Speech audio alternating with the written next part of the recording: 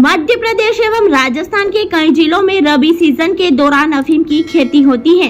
अफीम की खेती के लिए सरकार अफीम पॉलिसी के तहत किसानों को पट्टे जारी करती है। समय समय पर अफीम पॉलिसी के नियमों में बदलाव भी किया जाता है। वर्ष 2025-26 में अफीम की बुआई को लेकर केंद्रीय वित्त मंत्रालय की ओर से नई पॉलिसी जारी कर दी है। सरकार द्वारा जारी की गई नई पॉलिसी में किए गए प्रावधानों के अनुसार नए अफीम लाइसेंस जुड़ेंगे तो कई कटेंगे भी। जानकारी के अनुसार केंद्रीय वित्त मंत्रालय से जनप्रतिनिधियों के साथ ही अफीम किसान भी किसान हितैषी अफीम पॉलिसी बनाने की मांग कर चुके हैं। गत दिनों हुई बैठक में भी जनप्रतिनिधियों ने केंद्रीय वित्त मंत्री और अधिकारियों को सुझाव पत्र सौंपे थे। वहीं गुरुवार रात को केंद्रीय वित्त मंत्रालय ने वर्ष 2025-26 के लिए नई अफीम नीति घोषित कर दी है। आइए देखते हैं पूरी पॉलिसी के अनुसार अब सीपीएस पद्धति की खेती में प्रति 10 आरी 80 किलो से कम डोडा देने वाले किसानों के अफीम लाइसेंस 1 वर्ष के लिए निलंबित कर दिए जाएंगे। नए प्रावधानों के तहत इस वर्ष भी कई किसानों के अफीम लाइसेंस पर खींची चलेगी तो पिछली बार के निलंबित पट्टे बहाल भी होंगे।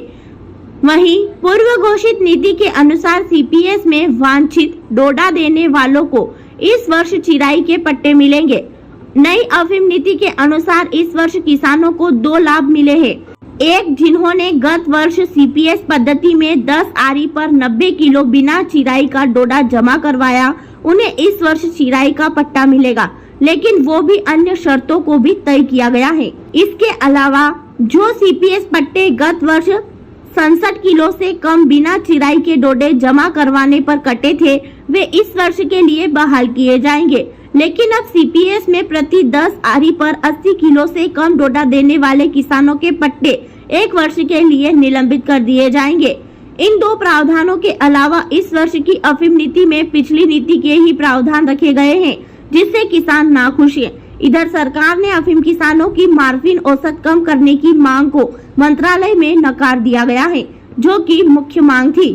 सूत्रों की माने तो देश में अफीम के डोडों से मार्फिन, कोडीन आदि की प्रोसेसिंग को लेकर कारखाने नहीं है।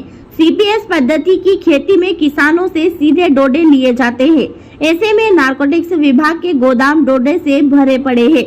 ऐसे में सीपीएस पद्धति के पट्टे घटाने की बात कही जा रही है। अगले वर्षों में प्रोसेसिंग के कारखाने लगते हैं तो सीपीएस पद्धति के पट्टों में बढ़ोतरी हो सकती है। अफीम पॉलिसी के अनुसार कम औसत के कारण कई किसानों के अफीम लाइसेंस कटेंगे। इसे किसानों की मांग है कि पिछले 3 वर्ष की औसत को देखकर परंपरागत अफीम खेती का लाइसेंस ही मिलना चाहिए। इस नियम में वित्त मंत्रालय को शिथिलता देनी चाहिए, इससे कि जिनकी 1 साल की कम औसत के कारण लाइसेंस कट गए, उनके लाइसेंस बहाल हो सके। खबरों की अधिक जानकारी के लिए देखते रहिए हमारे साथ MP7 न्यूज।